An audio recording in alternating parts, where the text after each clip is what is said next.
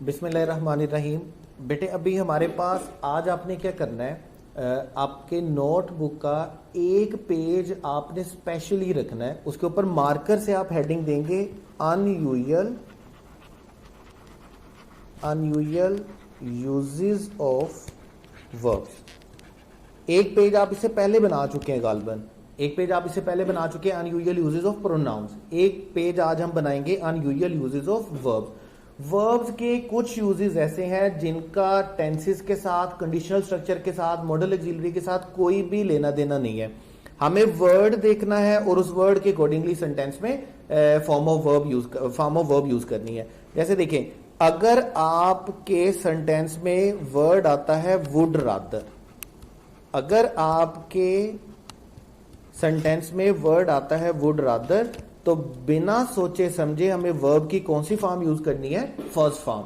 ये जितने यूजेज भी हम लिखेंगे ये एक पेज बनेगा बजाय, लेकिन ये एक पेज नहीं, हर यूज अपने आप में एक पूरा रूल है। लाइक अभी अगर इसको मैं rule number 1, rule number 2, rule number 3 लिख के प्रेजेंट करूं तो गालबन ये 12, 15, 20, 25 रूल बन जाएंगे। मैं 12, 15, 20, 25 रूल को एक पेज पे लिख रहा हूं ताकि आपके लिए याद रखना आसान हो, आपके लिए नोट करना आसान हो, रिवीजन आसान हो, जो सबसे जरूरी है। ठीक है, क्योंकि एक बात याद रखिएगा, एमडी कैट के स्टूडेंट्स के लिए चीजों को तैयार करना, याद रखना उतना जरूरी नहीं है जितना कि रिवीजन। अब पेपर से एक दिन पहले अगर आप सोचेंगे कि मुझे सारे पार्ट्स ऑफ स्पीच को रिवाइज करना है, तो आपके पास इतना स्मार्ट वर्क होना चाहिए कि आप 1-2 घंटे में इंग्लिश की सारी रिवीजन कर सके। तो ये पेज आप इसको मार्कर से हेडिंग देंगे unusual uses of verb, star कर लीजिएगा। इंशाल्लाह ताला आपके एम कैट के पेपर में, मार्क माय वर्ड्स, आपके एम कैट के पेपर में एक क्वेश्चन आपको इस पेज में से आएगा इंशाल्लाह ताला। अभी अगर आपका सेंटेंस में वुड रादर होगा तो वर्ब की फर्स्ट फॉर्म यूज होगी, लेकिन अगर आपके सेंटेंस में वुड रादर डैड होगा, ठीक है, अगर वुड रादर है तो वर्ब की फर्स्ट फॉर्म है, लेकिन अगर वुड रादर डैट है तो फिर आपके पास कौन सी फॉर्म आएगी? Second form. फिर आप फर्स्ट फॉर्म यूज नहीं करेंगे डैट की वजह से। और इसी तरह अगर आपके पास वुड रादर के बाद डैट नहीं है बल्कि वुड रादर के बजाय प्रोनाउन लिखा हुआ है, तो फिर भी आपने वर्ब की कौन सी फॉर्म यूज करनी है बेटे? Second form. लाइक अभी अगर आपके सेंटेंस में वुड रादर लिखा हुआ है तो फर्स्ट फॉर्म आएगी, वुड रादर डैट लिखा हुआ है तो सेकंड फॉर्म आएगी, और वुड रादर के बाद अगर प्रोनाउन लिखा हुआ है तो फिर भी आपके पास कौन सी फॉर्म आएगी? सेकंड फॉर्म आएगी। उसके बाद बेटे देखें, अगर आपके पास सेंटेंस में हैड बेटर लिखा हुआ है तो फिर भी आपने वर्ब की कौन सी फॉर्म यूज करनी है? First form.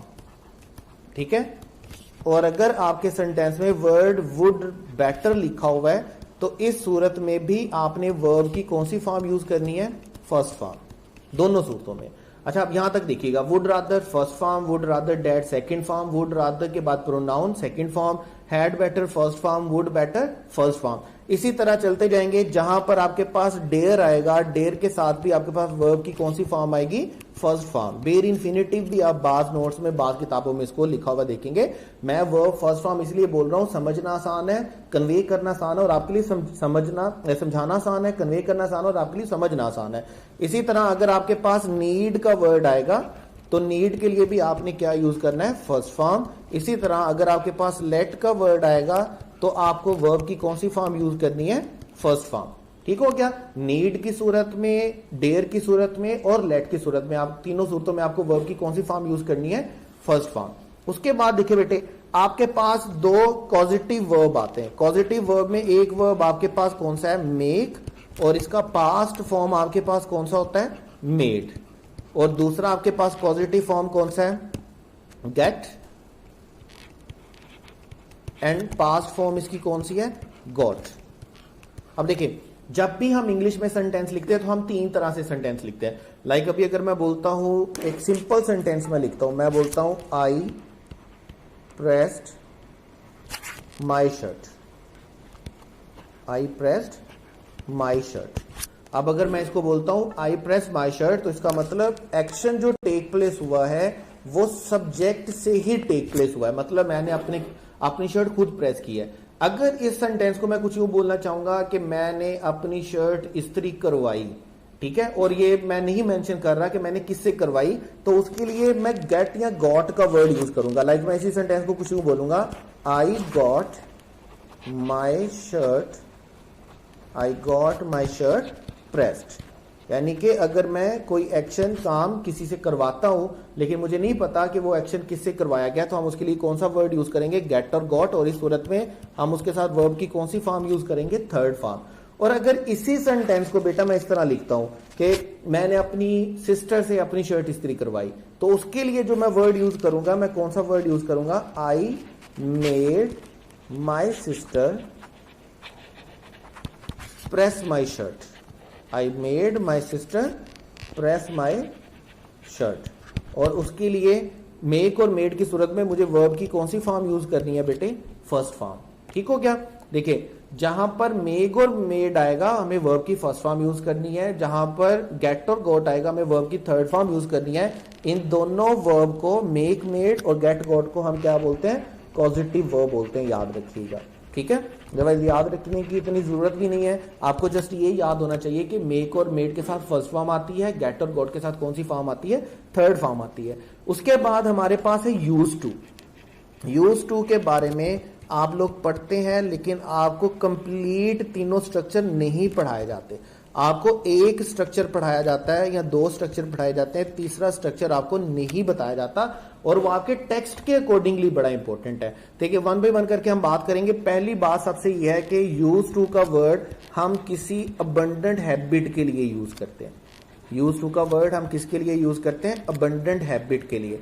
लाइक ऐसा कोई काम जो हमारी आदत थी, ऐसा कोई काम जो हमारी रूटीन थी, अगर तो वो आज तक हमारी आदत है, आज तक हमारी रूटीन है, तो डेफिनेटली हम उसको किस में ट्रांसलेट करेंगे, प्रेजेंट इंडेफिनिट में। उसकी वजह यह है कि रूटीन, यूनिवर्सल ट्रूथ और पंक्चुअलिटी के लिए हम प्रेजेंट इंडेफिनिट को अपना टूल बनाते हैं। लेकिन अगर वो मेरी आदत थी और मैंने इसको छोड़ दिया, अगर कोई एक्शन मेरी आदत थी, मेरी रूटीन थी, लेकिन मैंने इसको खत्म कर दिया, बंद कर दिया, तो उसके लिए मैं यूज टू यूज करूंगा। लाइक अगर मैं बोलता हूं मैं अखबार पढ़ता हूं, तो मैं बोलूंगा आई रीड न्यूज़पेपर।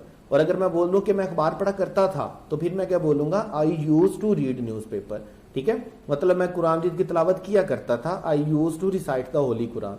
अभी आपको, आपके पास क्या है, कोई ऐसा काम जो हमारी अबंडेंट हैबिट होती है। लाइक देखिए आपके टेक्स्ट में सेकंड चैप्टर जो आपका बुक 1 में क्लियरिंग इन द स्काई, उसके फर्स्ट पेज के लास्ट पैराग्राफ पे आपके पास 2-3 सेंटेंसेस आपके पास लिखे हुए हैं, और 2-3 सेंटेंस कुछ यूं चलते हैं, we used to go there, we used to sit beneath the hickory trees. Used to के साथ कमोबेश 4 सेंटेंसेस वहां पर हैं। अबंडेंट हैबिट के लिए हम यूज टू यूज करते हैं। और याद रखिएगा यूज टू के बाद हमें वर्ब की कौन सी फॉर्म यूज करनी होती है, फर्स्ट फॉर्म।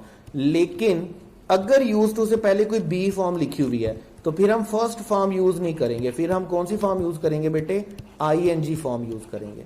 फिर हम कौन सी फॉर्म यूज करेंगे, आईएनजी फॉर्म। और बी फॉर्म याद रखिएगा, बी फॉर्म हम किसको बोलते हैं, जहां कहीं पर भी मैं बी का वर्ड बोलूं आइंदा के बाद भी, तो आपने याद रखना है बी का मतलब इज एम आर होता है, या बी का मतलब वाज और वर होता है। वैसे ही आप प्रोनाउन में पढ़ के भी आए, जब हमने कहा था बी फॉर्म के बाद प्रोनाउन का सब्जेक्टिव केस आता है और टू बी के बाद प्रोनाउन का ऑब्जेक्टिव केस आता है, और बी फॉर्म का मतलब इज एम आर और वाज वर होता है। तो बी फॉर्म के बाद अगर आप यूज टू लिखेंगे तो आपके पास फर्स्ट फॉर्म आईएनजी आएगा, आप फर्स्ट फॉर्म नहीं लिखेंगे। अगर जस्ट यूज टू हुआ तो वर्ब की फर्स्ट फॉर्म आएगी, लेकिन अगर यूज टू से पहले बी फॉर्म हुई, इज एम आर हुआ, वाज वर हुआ, तो फिर फर्स्ट फॉर्म नहीं आएगी बल्कि आईएनजी फॉर्म आएगी।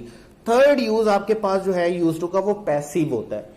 इन दो सूरतों में यूज टू फर्स्ट फॉर्म और be used to ING form में दो सेंटेंस हमारा एक्टिव वॉइस होता है। लेकिन अगर हमारा सेंटेंस ऑब्जेक्ट से स्टार्ट होगा, अगर हमारा सेंटेंस ऑब्जेक्ट से स्टार्ट हो और हमारा सेंटेंस पैसिव वॉइस हो, तो याद रखिएगा हम बी फॉर्म भी लिखते हैं, यूज टू भी लिखते हैं, लेकिन हम उसके साथ फर्स्ट फॉर्म यूज करते हैं आईएनजी फॉर्म के बजाय। जैसे मैं आपको आपकी टेक्स्ट में से 2 रेफरेंस दे देता हूं।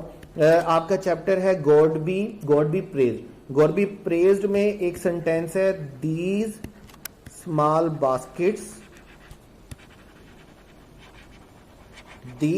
Baskets were used to. अब सेकंड रूल के अकॉर्डिंगली अगर यूज टू से पहले बी फॉर्म आई है तो मुझे आईएनजी फॉर्म लिखनी है, लेकिन हमारा सेंटेंस ऑब्जेक्ट से स्टार्ट हो रहा है, हमारा सेंटेंस सब्जेक्ट से स्टार्ट नहीं हो रहा, हमारा सेंटेंस ऑब्जेक्ट से स्टार्ट हो रहा है। इसका मतलब हमारा सेंटेंस एक्टिव नहीं है, बल्कि हमारा सेंटेंस क्या है, पैसिव। और पैसिव फॉर्म में बी फॉर्म के बावजूद हम आईएनजी फॉर्म नहीं लिखेंगे, बल्कि हम फर्स्ट फॉर्म लिखेंगे। The small baskets were used to collect the मोर्सल्स।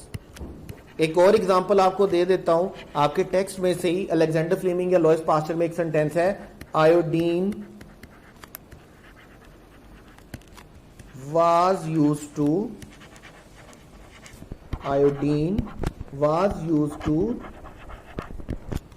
Kill the germs. Iodine was used to kill the germs. अब यहां पर अगर आप देखेंगे तो यूज टू से पहले वाज लिखा हुआ है, तो उसके अकॉर्डिंगली हमें आईएनजी फॉर्म लिखनी चाहिए। लेकिन हमारे पास क्या है कि यूज टू से पहले वाज तो लिखा हुआ है, लेकिन हमारा सेंटेंस सब्जेक्ट से स्टार्ट नहीं हो रहा। हमारा सेंटेंस किससे स्टार्ट हो रहा है, ऑब्जेक्ट से। ऑब्जेक्ट से सेंटेंस स्टार्ट होने का मकसद हमारा सेंटेंस क्या है, पैसिव। ठीक है, अगर हमारा सेंटेंस पैसिव है, सेंटेंस ऑब्जेक्ट से स्टार्ट हो रहा है, तो फिर हमने यूज टू से पहले बी फॉर्म के साथ आईएनजी फॉर्म नहीं लिखनी है, बल्कि हमने कौन सी फॉर्म लिखनी है, फर्स्ट फॉर्म लिखनी है। याद रखिएगा इन तीन यूजेस को यूज टू। अच्छा अब देखिए, यहां तक आपने जितनी फॉर्म याद की हैं, आप एक पेज पर मार्कर से हेडिंग देंगे अनयूजुअल यूजेस ऑफ वर्ब्स। ये वो यूजेस हैं वर्ब की फॉर्म के जिनका ताल्लुक ना टेंसेस से है, ना कंडीशनल स्ट्रक्चर से है, ना ही आपके पास मॉडल एक्सिलरी से है। ये इंडिपेंडेंट यूजेस हैं। ठीक है, और ये ऐसे यूज होते हैं, लाइक जहां पर सेंटेंस में वुड रादर आएगा, वर्ब की कौन सी फॉर्म यूज होगी, फर्स्ट फॉर्म। जहां पर वुड रादर डैट आएगा, वहां पे कौन सी फॉर्म होगी, सेकंड फॉर्म। जहां पर वुड रादर के बाद डैट की बजाय कोई प्रोनाउन आएगा, और ये भी याद रखिएगा ये pronoun in majority cases objective form में होता है, आएगा तो फिर भी आपने सेकंड फॉर्म यूज करनी है। हैड बेटर के साथ वर्ब की फर्स्ट फॉर्म यूज होगी, वुड बेटर के साथ वर्ब की फर्स्ट फॉर्म यूज होगी, डेयर के साथ वर्ब की फर्स्ट फॉर्म यूज होगी, नीड के साथ फर्स्ट फॉर्म यूज होगी, लेट के साथ फर्स्ट फॉर्म यूज होगी, मेक और मेड के साथ फर्स्ट फॉर्म यूज होगी, और गेट और गोट के साथ थर्ड फॉर्म यूज होगी। यूज टू में तीन स्ट्रक्चर आपके बनते हैं। दो स्ट्रक्चर एक्टिव वाइज के होते हैं जिसमें सेंटेंस सब्जेक्ट से स्टार्ट होता है, और तीसरा स्ट्रक्चर पैसिव वाइज का है जिसमें सेंटेंस ऑब्जेक्ट से स्टार्ट होगा। ऑब्जेक्ट के बाद डेफिनेटली बी फॉर्म आएगी, बी फॉर्म के बाद आपके पास यूज टू आएगा, और यूज टू के बाद आपके पास कौन सी फॉर्म आएगी, आईएनजी फॉर्म आएगी। ठीक हो गया, यूज टू के बाद आपके पास कौन सी फॉर्म आएगी, आईएनजी फॉर्म आएगी। तो आपने इस पेज को बड़े अच्छे तरीके से नोट करना है, बड़े अच्छे तरीके से लिखना है। ये पेज में से एक क्वेश्चन आपको पेपर में इंशाल्लाह ताला लाजमी तौर पर आएगा, इंशाल्लाह ताला।